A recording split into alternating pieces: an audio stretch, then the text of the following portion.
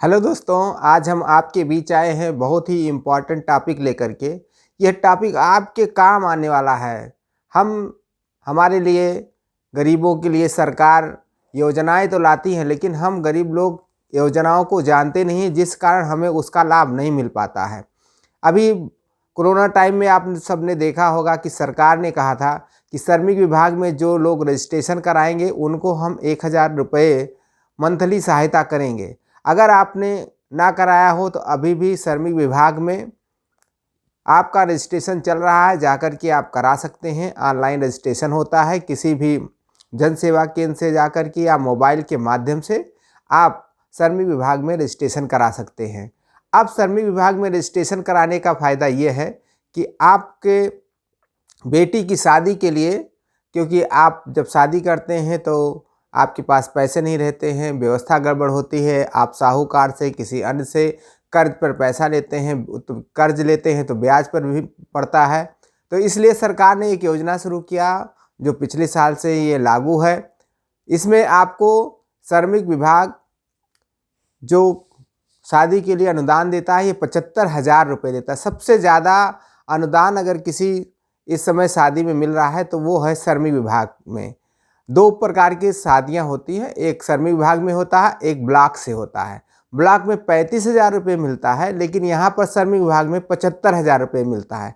तो साथियों, अभी इसकी डेट 25 नवंबर को है। 25 नवंबर को प्रत्येक जिलों में सामूहिक शादी के लिए आवेदन मांगे जा रहे हैं। 25 नवंबर को सामूहिक शादी होगी, जिसमें आपके आवेदन करने का जो तरीका है वो सबसे पहले आपका, जैसे आपकी बेटी है तो उस बेटी के लिए बेटी का भी रजिस्ट्रेशन हो सकता है श्रम विभाग में हो, नहीं तो उसके माँ बाप का श्रम विभाग में रजिस्ट्रेशन अनिवार्य है। अगर वो रजिस्ट्रेशन, बहुत लोग गलती क्या करते हैं, पता लगा 6 महीना पहले करा लिए हैं और जाते हैं ऑनलाइन रजिस्ट्रेशन कराते हैं। पैसा जो है, जो लोग ऑनलाइन फार्म भरते हैं वो लोग तो आपसे पैसा ले लेते हैं, लेकिन आपका फॉर्म रिजेक्ट हो जाता है। तो सबसे पहले साथियों, मेरे प्रिय दोस्तों, आप सब जानिए कि आपका फॉर्म रिजेक्ट ना हो, सबसे पहले उसकी योग्यता यह है कि साल भर का पूरा हो गया हो आपका रजिस्ट्रेशन। साल भर के अगर अंदर का रजिस्ट्रेशन है तो आपका फॉर्म रिजेक्ट हो जाएगा। दूसरा, आपको अब एक फ़ोटो की ज़रूरत होती है लड़की की, एक जिस लड़के से आप शादी कर रहे हैं। तीसरी फ़ोटो जिसका श्रम विभाग में वो रजिस्ट्रेशन कराया हुआ है माँ बाप का। अगर माँ बाप का नहीं है तो जिसकी शादी हो रही, बेटी की भी शादी, अगर बेटी का भी रजिस्ट्रेशन अगर होगा तो चल जाएगा। तो इस तरीके से जब आप फॉर्म सबमिट करते हैं तो उसमें फॉर्म में क्या होता है कि प्रधान से आपको ये लिखाना होता है कि हाँ, मेरी शादी इतने तारीख को है। जो उस फॉर्म को प्रधान के द्वारा वेरीफाई करना होता है। तीसरा, हमको ज़रूरत होती है कि आपको कहीं ना कहीं किसी के यहाँ काम करने की आवश्यकता होती है, कि आप मज़दूर हैं।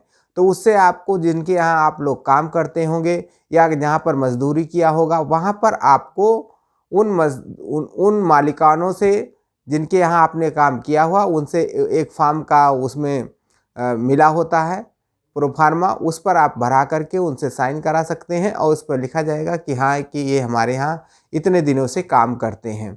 कम से कम 3 महीना किसी के यहाँ काम किया हुआ हो लगातार, तो आपको ये पैसा मिल सकता है। तो साथियों, है ना बहुत अच्छी बात। आपकी बेटी की शादी भी हो जाएगी, आपको कर्ज भी नहीं लेना होगा, किसी को ब्याज नहीं देना होगा, बैंक से लोन नहीं लेना होगा। आपकी बेटी के लिए शादी के अनुदान जो है 75,000 रुपये सरकार, उत्तर प्रदेश गवर्नमेंट आपको दे रही। तो आप भी अपना 75,000 का फ़ायदा लीजिए और शादी अनुदान करिए, अच्छी सी बेटी की शादी करिए। लेकिन एक चीज़ आप लोगों से निवेदन करते हैं, ज़्यादातर देखा गया है कि बेटियों की शादी लोग सामूहिक तो कर लेते हैं, लेकिन बाद में क्या करते हैं, फिर से वो दोबारा अपने मनचाहे रिश्तेदारों को बुलाते हैं, अपने लोगों को बुलाते हैं और वो शादी फिर से वो कर्ज में चले जाते हैं। केवल 75,000 रुपये ले लेते हैं, सामूहिक विवाह कर लेते हैं, दोबारा फिर से वो अपने घरेलू शादी करते हैं। प्लीज़ प्लीज़ ऐसा मत करिए। अगर किसी ने शिकायत कर दिया तो आपका पैसा रिजेक्ट हो जाएगा।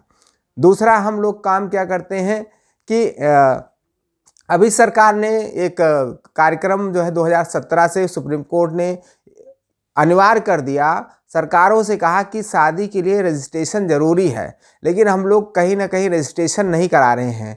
सामूहिक शादी में रजिस्ट्रेशन स्वतः हो जाता है, क्योंकि वो गवर्नमेंट के अधीन द्वारा होता है। इसलिए वो रजिस्ट्रेशन भी आपको फ्री में हो जाता है। तो है ना डबल लाभ, एक तो आप सामूहिक शादी करेंगे, दूसरा आपको शादी का रजिस्ट्रेशन हो जाएगा, जिससे आपको आने वाले दिनों में सरकारी लाभ मिलेगा और आपके द्वारा किसी आपके पद पर या जो है आपके सास बहू के द्वारा किसी प्रकार से सताया जाएगा, किसी बेटी को के साथ अन्याय अगर होगा तो उनके खिलाफ भी कानूनी कार्रवाई में आप जीत हासिल कर सकते हैं। तो इसलिए सामूहिक शादी बहुत ही अत्यंत ही आपके लिए लाभकारी है। जाइए अपने जो है श्रम विभाग ऑफिस जाइए, वहाँ पर आप ऑफलाइन मोड में भी अभी रजिस्ट्रेशन करा सकते हैं।